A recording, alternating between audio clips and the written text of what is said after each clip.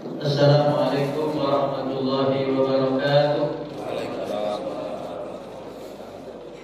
Alhamdulillahirabbil alamin. Walhamdulillahilladzi arsala rasulahu bil huda wa dinil haqq liyudhhirahu 'ala dini kullihi wa kafaa billahi shahida. Asyhadu an la ilaha illallah wahdahu la syarika lah wa asyhadu anna Muhammadan 'abduhu wa rasuluh alladzi la nabiyya wa la rasula ba'dah. Allahumma shalli wa sallim wa barik wa an'im 'ala sayyidina Muhammadin wa 'ala alihi wa sahbihi ajma'in. Subhanaka la ilma lana illa ma 'allamtana innaka antal 'alimul hakim. Ayyuhal hadir wal hadirat usikum wa iyaya bitaqwallah faqad faza muttaqun.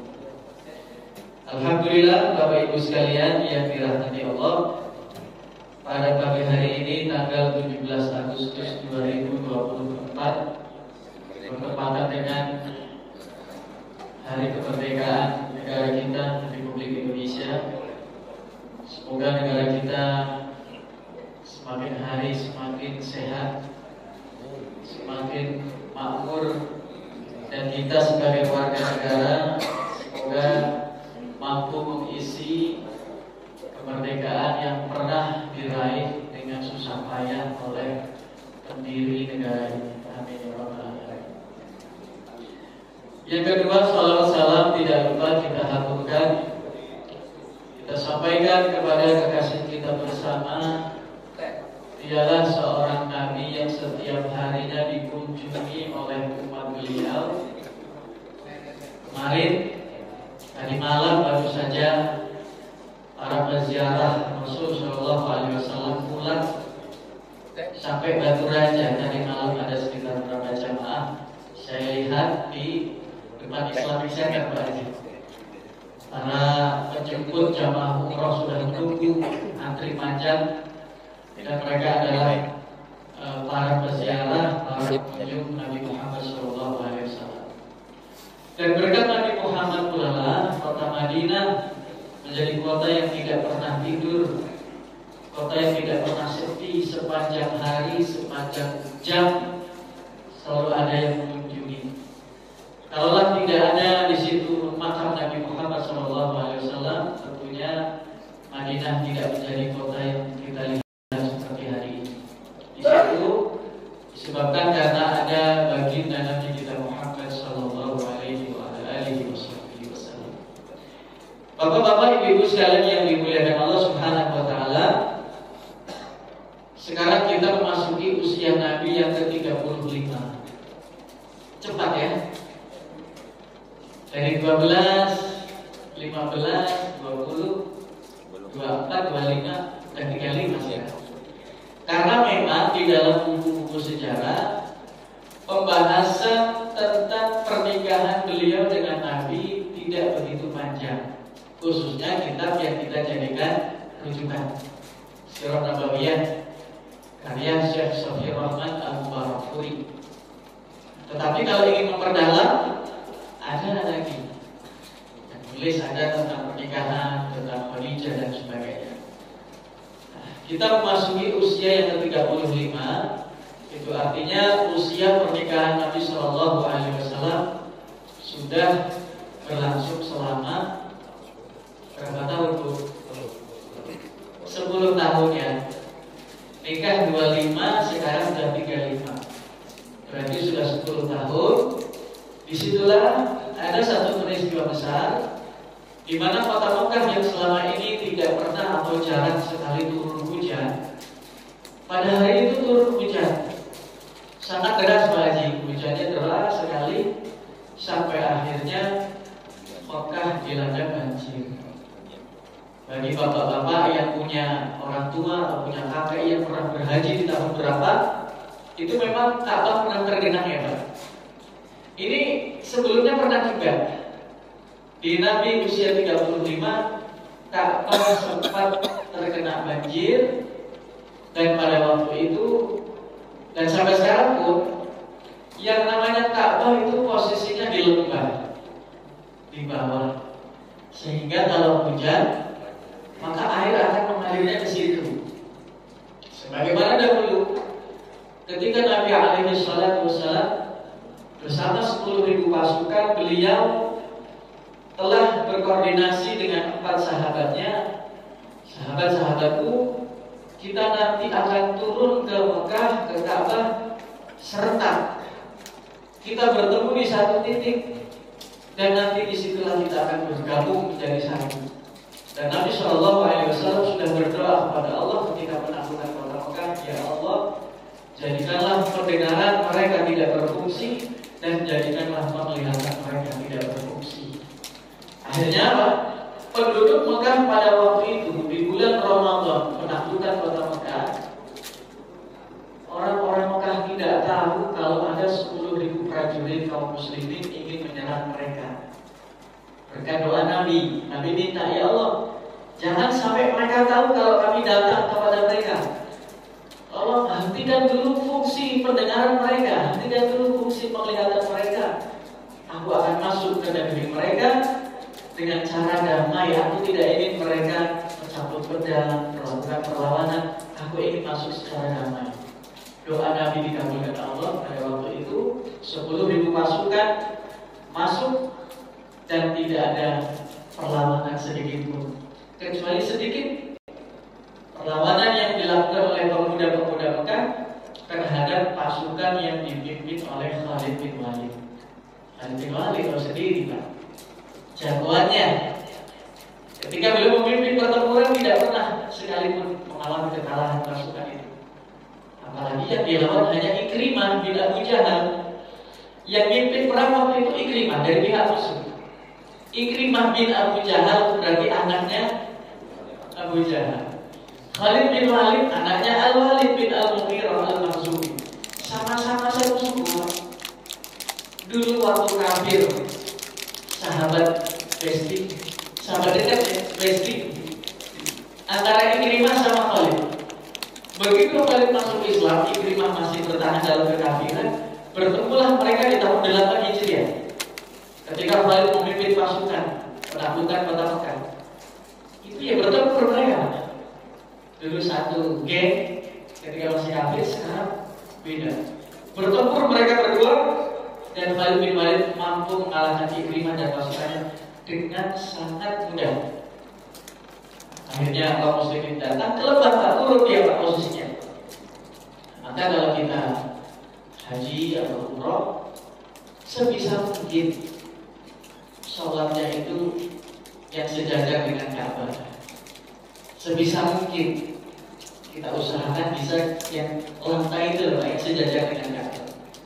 Kalau memang tidak bisa ya boleh buat. Tapi kalau kita kok sampai sholat di jalan jauh-jauh dari Indonesia Pak ke Saudi, ke Mekah, sampai sana masih telat, sholatnya di jalan, itu sayang. Saya pernah mengalami, sayang sekali. Gak kebagian di dalam Pak, di luar. Di luar masih gak kebagian, di jalan karena sudah koman. Nah itu sangat disesali apa yang sampai kejadian seperti itu. Bapak-bapak, ibu-ibu sekalian yang dimuliakan Allah Subhanahu wa Ta'ala, terjadilah banjir yang sangat besar sampai akhirnya dinding Ka'bah mulai rontok, mulai ada batu yang terlepas. Waktu itu tingginya 4,5 meter saja. Dan ini dibangun sejak zaman Nabi Ismail alaihissalam. Jadi bangunan itu sudah cukup tua, sudah ratusan tahun, sudah dimakan usia. Apalagi ada banjir tadi. Maka penduduk Mekah kemudian bersepakat, gimana kalau kita renovasi, kita perbaiki? Kata mereka, kami tidak berani. Yang mengusulkan di sini adalah Al-Walid bin Al-Mughirah Al-Makhzumi, bapaknya Khalid bin Walid. Gimana kalau kita renovasi? Gimana caranya? Kita robohkan dulu. Kita robohkan dulu. Ini kalau kemudian dikasih batu bata di atasnya, fondasinya nggak kuat, udah rontok kayak gini. Kata mereka, aku nggak berani, kami nggak berani. Kalau kamu berani dan tidak terjadi apa-apa terhadap dirimu, kami ikut. Akhirnya Pak, Al-Walid bin Al-Mughirah Al-Makhzumi mengambil satu alat, dia mulai robohkan itu, sekelilingnya batu-batunya itu. Ternyata tidak terjadi apa-apa. Tidak terjadi apa dia demam atau tiba-tiba mengigau kemasukan jin dan sebagainya, tidak terjadi. Akhirnya orang-orang ikut. Oh berarti tidak apa nih kita robohin Ka'bah, dirobohin. Untuk merobohkan Ka'bah ada semacam panitianya. Sisi sebelah kanan dari kabilah ini, sebelah sini kabilah ini itu dibagi. Nah, supaya adil gitu. Dibagi per kabilah, per bani, sampai akhirnya semua bangunan roboh, tinggal fondasinya. Tinggal fondasi. Mereka kemudian menyewa seorang arsitektur itu bernama Bakum, berkebangsaan Eropa. Jadi Ka'bah itu ya sekarang ini, itu dulu arsitekturnya orang Eropa. Dan sangat mungkin waktu itu masih musyrik. Ya mungkin sekali, karena kenapa? Karena memang Nabi belum diutus. Jadi yang arsitekturnya itu bernama Bakum, berkebangsaan Romawi. Yang ngawasi proyek pembangunan Ka'bah itu dia. Dirobohkan, sudah selesai dirobohkan. Mulailah penggalangan dana, Bapak Ibu sekalian, penggalangan dana. Dan yang menarik dari penggalangan dana ini, orang-orang Mekah tidak akan menerima dana yang bersumber dari hasil pelacuran. Padahal yang namanya pelacur di zaman itu legal. Perjudian nggak terima. Ini dana dapat dari mana? Dari judi online misalkan. Nah, nggak masuk. Ini dana dari mana? Dari menjual istri, nggak masuk. Dari yang lain yang berbau haram itu tidak diterima oleh panitia. Maka yang diterima yang baik-baik. Itu kelebihan masyarakat jahiliyah pada waktu itu, salah satunya di sini, Pak. Untuk hal-hal yang sakral mereka sangat hati-hati. Tapi untuk urusan yang lain, loss, goal. Nah, sampai akhirnya sudah terbangunlah Ka'bah itu, tetapi bangunannya belum sempurna, Bapak Ibu sekalian. Hijr Ismail itu dulu bagian dari Ka'bah. Karena dana yang bersumber dari dana yang bersih kehabisan, sudah habis, sehingga bangunan dibatasi hanya sampai di situ dan hijr tidak dibuat atap, tidak dibuat dindingnya. Maka kan kita pernah mendengar kalau ada orang sholat di hijr sama saja dia sholat di dalam Ka'bah. Karena dulu Ka'bah memang sampai situ, tapi karena dananya tidak cukup, ya dana yang sehat bersih tidak cukup, ya sebatas itulah. Nah, tinggi 4,5 dan waktu itu belum dikasih atap seperti hari ini, sehingga di zaman itu banyak sekali pencuri, Pak. Dia kemudian naik ke atas dinding lalu mengambil barang-barang berharga yang ada di dalamnya. Namanya tempat pemujaan lah, kira-kira begitu. Maka mungkin ada yang namanya barang berharga bermacam-macam, mungkin ada baju, ada minyak wangi, semuanya di dalam situ, ada emas mungkin untuk berhala-berhala mereka, dan tertancaplah di situ sekitar 360 berhala. Sebuah tanaman di situ. Orang pada masuk, naik, diambil. Maka begitu renovasi Ka'bah terjadi di tahun ini, di usia Nabi 35, diusulkan begitu. Kita tinggikan lagi, kita kasih atap, dan pintu Ka'bah dinaikkan menjadi 2 meter ke atas dari permukaan tanah, setinggi sekitar 2 meter. Kemudian di dalam itu ada tiang-tiangnya. Nah, kemudian terjadilah permasalahan terkait dengan peletakan Hajar Aswad. Mereka berdiskusi hangat, diskusinya sampai pada perdebatan, gak kelar-kelar sampai 4 hari sampai 5 hari, membicarakan perihal di mana atau siapakah yang paling layak meletakkan Hajar Aswad di tempatnya semula. Ada yang mengatakan kabilah-kabilah yang paling layak. Yang satu juga begitu. Kami paling layak, kami paling layak. Tidak ketemu Pak 5 hari. Berhenti, stop. Pembicaraan itu di hari terakhir sudah mulai cabut pedang. Nih, orang jahiliyah, Pak. Permasalahan secara akal nggak selesai, padahal berbicara. Masing-masing kabilah siap dengan pedang mereka. Kalau perang ya perang kita. Cabut pedang, Pak. Udah ada hampir terjadi pertumpahan darah gara-gara seperti itu.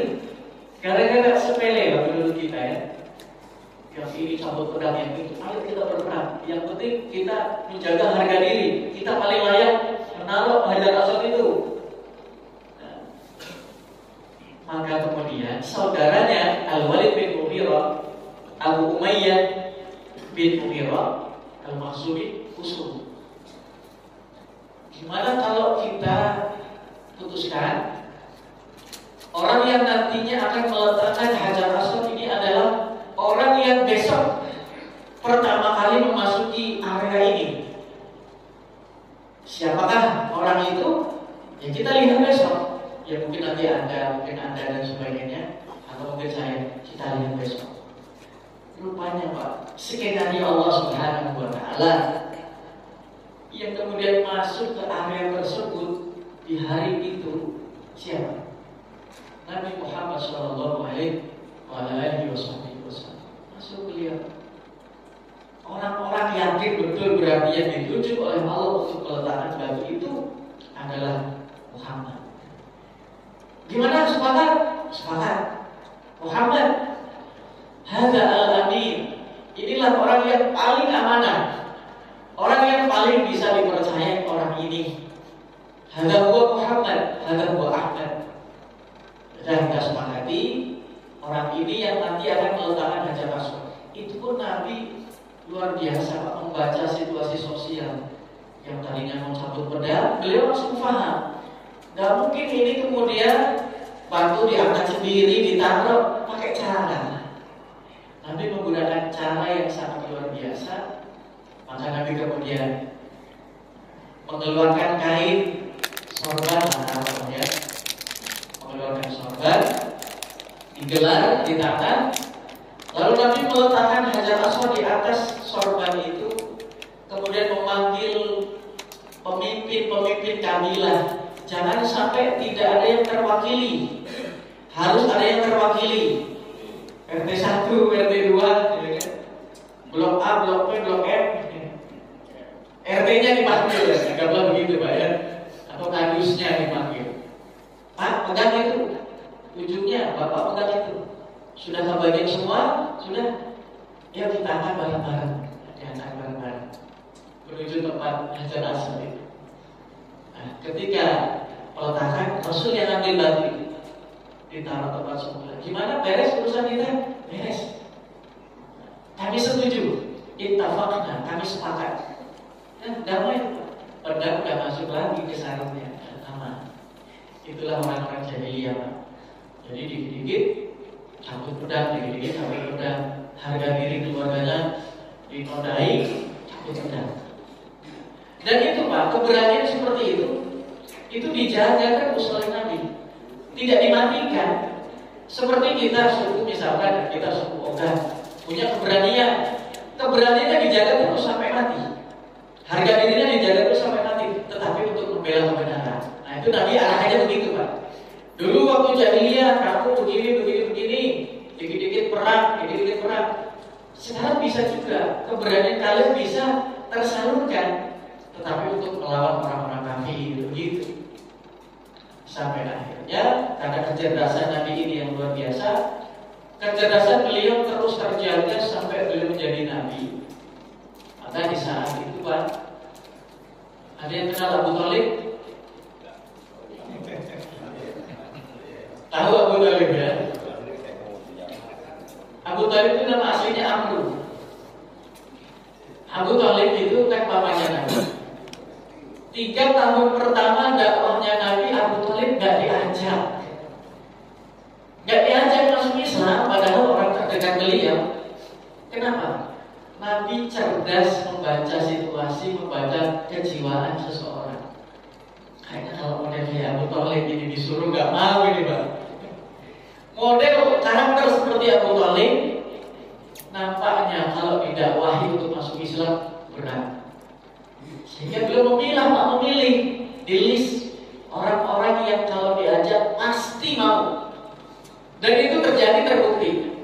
Abu Bakar langsung, Pak. Umar pun tidak. Abu Bakar, Ali, Khadijah, Zaid bin Harisah, dan 10 sahabat yang lain itu sudah dikasih list namanya. Oh, ini orang pasti. Dan ternyata betul. Abu Thalib tahun pertama, tahun kedua, tahun ketiga itu tidak. Begitu memasuki tahun keempat, dakwah secara terbuka sudah digelar, sudah diperintahkan oleh Allah, barulah Abu Thalib diajak. Itu kan hasilnya menolak, ya kan? Hasilnya pun menolak. Aku nggak mau masuk Islam. Tapi kalau kamu butuh dukungan, 100% siap mendukung. Nah, itu Abu Thalib begitu, Pak. Jadi 100% full itu mendukung dakwahnya Nabi, tetapi tidak bergabung dalam barisannya Nabi.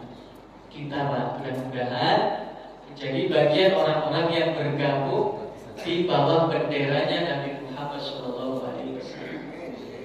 Mungkin posisinya jauh ya, saya sampaikan. Posisinya mungkin di belakang Kiai Maimun Zubair, ya, atau di bawah Kiai Yasir.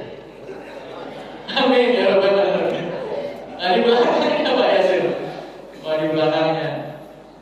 Kita runut terus, ketemu Mbak Maimun, ketemu lagi sama Habib siapa gitu kan. Terus punya terus.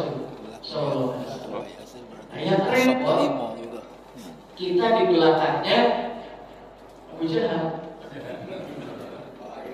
Ini positif neraka. Ini mengerikan ini kalau sudah di belakang barisannya orang ini. Sampai Nabi mengatakan Abu Jahal adalah Fir'aun hadhil ummah. Fir'aunnya umat ini itu Abu Jahal. Yang dorong lehernya Abu Jahal itu Abdullah bin Mas'ud. Bapak-bapak, Abdullah bin Mas'ud itu taruhlah badannya seperti saya, kecil. Itu Pak, itu berani Pak gorok lehernya Abu Jahal sampai putus. Ketika Abu Jahal sudah sakarat, udah ngorok sakit karena kehabisan darah, ditebas oleh 2 remaja Ansar. Remaja Madinah, Pak, yang ikut membunuh Abu Jahal itu 2 pemuda Madinah, anak masih remaja. Bilang ke Abdurrahman, ya Abdurrahman, wahai paman, aku dengar tuh ada orang yang namanya Abu Jahal itu waktu di Mekah sering menghina Nabi. Mana orangnya? Abdurrahman bin Auf itu heran. Ini anak kecil mau ngapain? Nanya-nanya Abu Jahal. Kamu pengen tahu Abu Jahal nih? Orangnya mana? Nanti kalau dia lewat aku kasih tahu. Lewat Abu Jahal. Nah, itu orangnya. 2 anak kecil ini, Pak, ini nggak tahu Abu Jahal itu dulu pernah ngapain sama Rasul. Tapi saking dia itu nggak terima, nabinya disakiti, dihina, dia marah. 2 anak kecil ini, anak remaja ini langsung mendekat kepada Abu Jahal, ditebas kakinya semuanya itu sampai berdarah, dia roboh. Abu Jahal kemudian sakarat. Abdullah bin Mas'ud mendekat ke Rasulullah, izinkan aku untuk memastikan dia ini sudah tewas apa belum. Silahkan cek dulu, cek nadinya atau apa itu. Begitu dicek masih hidup Pak Haji, masih sedang kepayahan menghadapi malaikat. Darahnya udah mau habis. Abdullah bin Mas'ud datang bawa pedang. Masih sempat ngomong Abu Jahal bin Mas'ud, dengan susah payah dia ngomong, kalau katakan kepada Muhammad, aku akan tetap menjadi musuhnya di dunia dan akhirat. Abu Jahal. Maka Allah murka dengan orang yang seperti itu. Aku akan tetap menjadi musuhnya baik di dunia maupun di akhirat. Digorok aja dia, seperti orang yang boleh sapi. Langsung ditenteng kepalanya, Pak. Masya Allah, ditenteng Pak kepalanya oleh Abdullah bin Mas'ud, orang yang tubuhnya kecil itu kurus. Ya Rasulullah, ini kepalanya Abu Jahal. Nabi bertakbir Allahu Akbar, hadza Fir'aun hadhil ummah. Inilah Fir'aunnya umat ini. Nah, jadi kita sudah tidak punya Fir'aun lagi. Fir'aunnya itu sudah mati di gorong. Bapak Ibu sekalian yang dirahmati Allah Subhanahu wa taala. Kemudian sudah selesailah urusan peletakan Hajar Aswad, sampai akhirnya orang sudah tenang lagi, nggak ada lagi perang. Nah, di dalam kitab Ar-Rahimul Maktum di situ disebutkan sebelum kerasulan Imam Syekh Safiur Rahman Al-Mubarakfuri mencantumkan beberapa kelebihan-kelebihan Rasul sebelum Rasul diangkat menjadi Nabi. Jadi keutamaan beliau itu tidak hanya setelah menjadi Nabi, tetapi daya tarik atau pesona Nabi Muhammad SAW itu sudah ada sejak sebelum menjadi Nabi. Usia 35 sudah bisa mendamaikan orang. Usia sekian sudah menjadi digelari Al-Amin. Jadi Al-Amin itu gelar yang memberikan musuhnya ya, bukan temannya. Nabi Muhammad itu Pak mendapatkan julukan Al-Amin itu justru dari orang lain, bukan dari kaum muslimin pada mulanya. Tetapi karena Al-Amin itu terus dia jaga, beliau jaga sampai wafat, maka Al-Amin menyebar sampai mana-mana. Maka di saat ada orang dari luar Mekah memasuki kota Mekah bertanya, di mana rumah Al-Amin? Itu langsung Pak, mesti ketahuan. Kalau kita mungkin di mana rumah pedagang madu ya, di sana.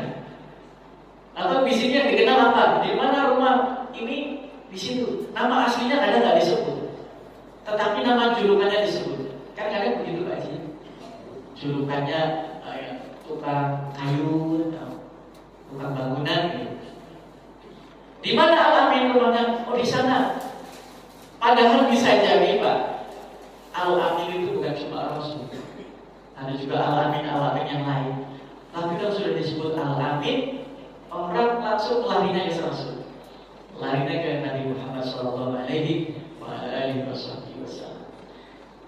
Sosok Nabi Muhammad sebelum kenabian, pertama, beliau adalah orang yang memiliki kedudukan yang mulia di tengah-tengah masyarakat. Jadi bukan orang-orang biasa seperti kita. Kedudukannya mulia, apalagi orang Arab sangat perhatian tentang nasab. Nasabnya dirunut, wah ini pendiri Mekah ini, nenek moyangnya Qusay bin Kilab. Qusay bin Kilab itu pendirinya Mekah. Oh ya wajar kalau anaknya gini-gini, luhur mulia. Dan orang yang ahli nasab di kalangan sahabat, Abu Bakar As-Siddiq, itu ahli nasab beliau. Ada orang Arab kebingungan mencari nasabnya, larinya ke Abu Bakar As-Siddiq. Wahai Abu Bakar, aku punya keraguan di jalur ini, tolong Anda jelaskan. Kamu dari kabilah mana? Dari Bani Jumah atau Bani Taib misalnya, atau dari Bani Maksud? Akan dijelaskan. Ketemu, kamu tuh keturunannya bapak ini. Nah ilmu itu Pak, tidak semuanya diberikan oleh Allah, tidak semuanya dapat ilmu itu. Dan ilmu ini diturunkan kepada putri beliau, Aisyah. Maka Aisyah radhiyallahu anha dikenal dengan Nasabah,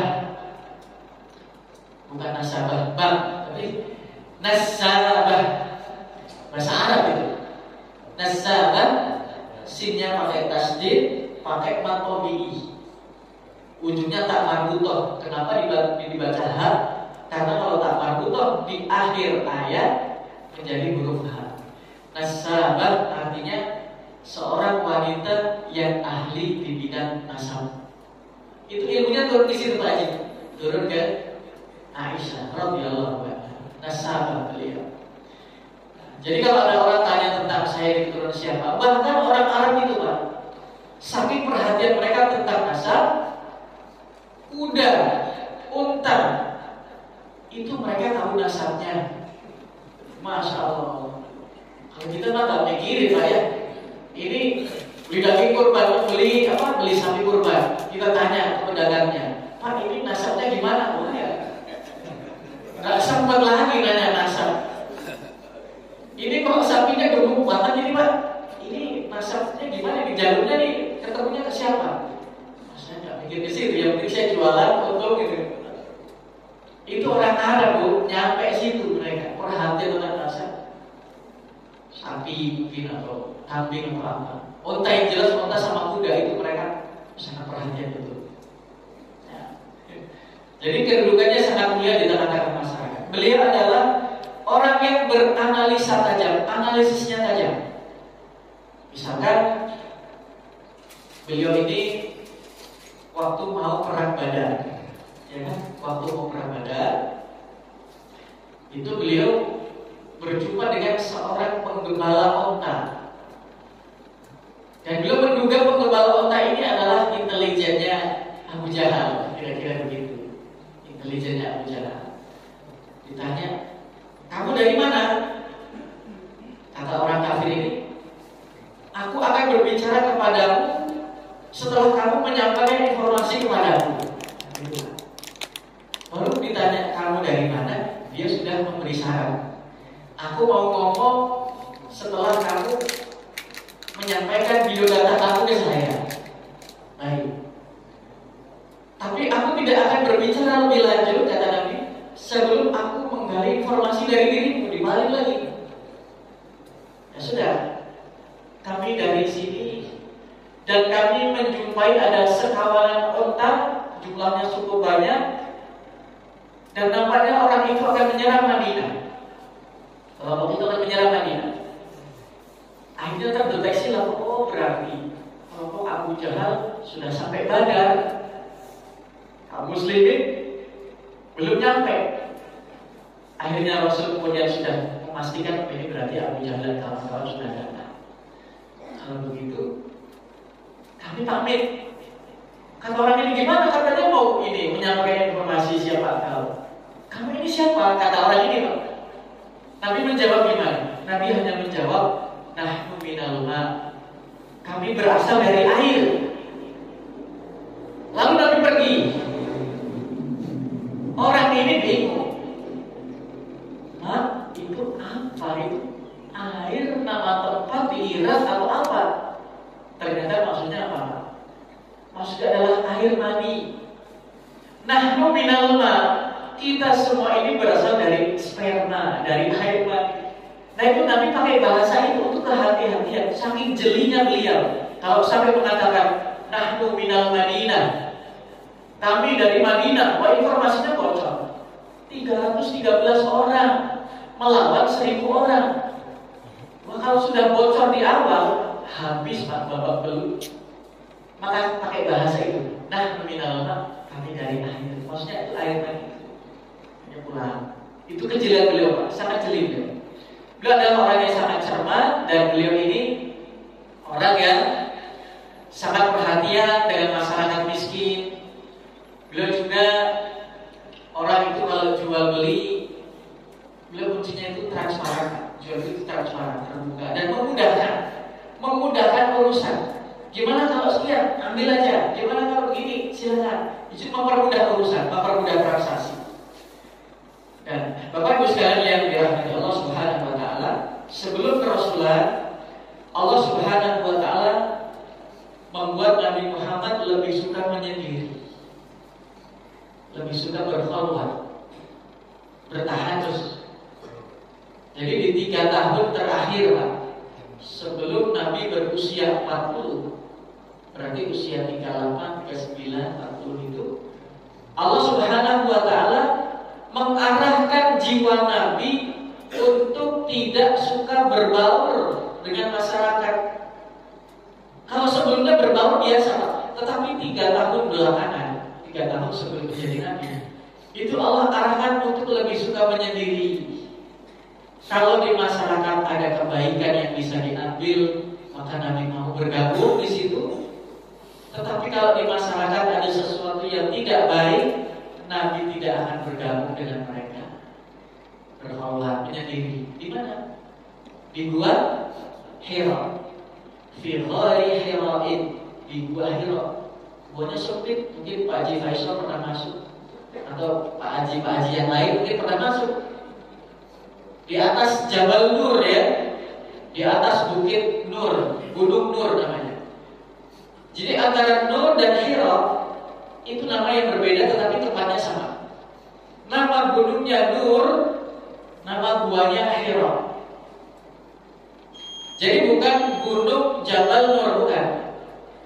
Karena kalau disebut gunung Jabal Nur itu berarti gunung Nur. Karena gunung bahasa Indonesia, Jabal bahasa Arab, artinya gunung juga Pak Haji. Seperti kita doa untuk mempelai biasanya, semoga sakinah, mawaddah, dan rahmah. Harusnya dan rahmah saja, jangan warohmah. Kalau ditambah warohmah, wahnya itu sudah artinya dan. Ya. Jadi semoga sakinah, mawaddah, dan rahmah, bukan dan warohmah. Wahnya dihapus. Kalau mau pakai bahasa Indonesia, huruf wahnya dihapus. Tapi kalau mau pakai bahasa Arab, wahnya tidak dihapus. Sakinah, mawaddah, warahmah. Itu betul. Kalau sudah dialih bahasakan ke Indonesia, wahnya dihilangkan. Sakinah, mawaddah, dan rahmah. Begitu. Karena di beberapa tempat terkadang ya namanya memang bukan ahli bahasa Arab, tetapi bagi yang mengetahui bahasa Arab, ini huruf dannya dua nih kayaknya di dalam doa ini ya begitu. Jabal Nur, disitulah beliau bertahanus, berkhawat. Hikmah bagi kita apa Bapak Ibu sekalian? Hikmah bagi kita, hirup pikuk dunia memang terkadang membuat kita lalai. Jam segini kita masih duduk tenang di Masjid Al-Tohar. Tetapi di jam yang sama, kalau kita pergi ke pasar, suasananya berbeda nggak Pak? Suasananya berbeda jauh. Mungkin sudah ada mulai perdebatan. Gimana? Katanya ngirim barang segini, yang datang segini. Kemarin di telepon harganya sekian kok, begitu sudah turun barangnya harganya sekian. Perdebatan Pak. Sudah banyak keringat yang tercucur dari teman-teman kita di pasar sana. Alhamdulillah, sebagian dari kita Allah sempatkan untuk bersama-sama bermajelis di sini tenang. Saking tenangnya mungkin ada yang sampai sudah mimpi. Wah, tiba-tiba mimpi ketemu Nabi Muhammad, tolong disampaikan Pak. Nah, kalau ternyata ada yang sampai mimpi ketemu Nabi Muhammad, jangan tidak disampaikan. Harus disampaikan di forum ini, di forum Majelis Sirah Nabawiyah. Bagi bapak-bapak, ibu-ibu yang pernah mimpi ketemu Rasul, tolong disampaikan. Saya sudah minta-minta Pak Yasin, belum dikabulkan sama Allah Subhanahu wa Ta'ala. Kenapa? Memang belum layak, belum pantas. Nah, tugas kita Pak, memantaskan diri, melayakkan diri agar bisa berjumpa dengan Nabi Muhammad SAW meskipun di dalam mimpi. Nah, kembali ke sini, beliau berkhawat selama 3 tahun, tetapi tidak 3 tahun penuh Pak Haji. Hanya ngambil 1 bulan Ramadan. Di bulan yang terakhir yang lain beliau tidak. Di bulan Ramadan beliau ambil jatah itu untuk naik ke Jabal Nur dan berkhawat di situ, menyendiri di situ. Bekalnya kurma, air, kue dari gandum dan sebagainya di situ. Kadang istrinya kadang ikut, kadang hanya ngantar makanan gitu. Nah, khawatnya zaman kita adalah bermajelis seperti ini. Itu khawatnya banyak yang hadir. Atau khawatnya zaman kita adalah beriktikaf di masjid. 10 hari terakhir, setahu saya di Masjid Al-Tohar diadakan yang iktikaf, tetapi mandiri Pak Haji ya. Karena mandiri, kalau di Islamik waktu itu sudah dikoordinir, jadi ada panitianya. Jadi model khawatnya kita, menyendirinya kita, ya itu. Kenapa? Kalau tidak begitu, kenapa? Kita saatnya mengumpulkan bekal di terakhir-terakhir Ramadan. Yang ada malah kita sibuk urusan kue. Ibu-ibu biasanya. 10 hari terakhir seharusnya kesempatan kita semakin dekat dengan langit. Maksudnya itu bukan naik ke atas, tapi hubungan kita dengan langit, dengan Allah Subhanahu wa Ta'ala harusnya semakin dekat, semakin kuat. Itulah kita kesempatan mengejar di akhir Ramadan ini. Tetapi yang ada di masyarakat kita secara umum, yang ada masjid semakin sepi, tetapi pasar semakin penuh. Itu nyata, real, apa adanya. Maka kholwat kita usahakan di 10 hari terakhir Ramadan kita ramaikan masjid-masjid kita, Al-Qur'an kita ramaikan. Pasar biarlah tugas ibu-ibu, itu pun gak setiap hari kan Bu. Cukup sehari 2 hari Bu, beli pakaian baru atau beli ketupat dan sebagainya, beli daging dan sebagainya, beli kue. Itu kan cukup sehari 2 hari. Sisanya bisa di rumah. Jangan sehari pasar penuh itu pasar. Demikianlah Bapak Ibu sekalian yang dirahmati Allah Subhanahu wa Ta'ala. Alarmnya sudah lewat. Insya Allah pekan depan kita memasuki kerasulan. Nabi Muhammad dipeluk sama siapa? Malaikat Jibril. Dan pelukannya itu memang pelukan malaikat ya. Malaikat mungkin belum mengerti Pak, ukuran kekuatan manusia ketika dipeluk itu seberapa. Itu meluknya kan semangat lah. Sampai Nabi merasakan, apakah orang yang mau wafat itu seperti ini? Apakah orang mau mati itu begini? Sesak nafas Pak dipeluk malaikat. Waduh, pelukannya itu mengerikan Pak. Dan Nabi kan gak berharap ingin didatangi malaikat, itu gak berharap. Lain dengan orang-orang zaman dulu yang di bawah pohon mengharap wangsit, besok mau pasang nomor di bawah pohon sialah aja Pak Haji. Besoknya saya mau panen madu, di bawahnya ada orang habis berkorban di situ, habis bertambah. Subhanakallahumma wa bihamdika asyhadu an la ilaha illa anta astaghfiruka wa atubu ilaik. Assalamualaikum.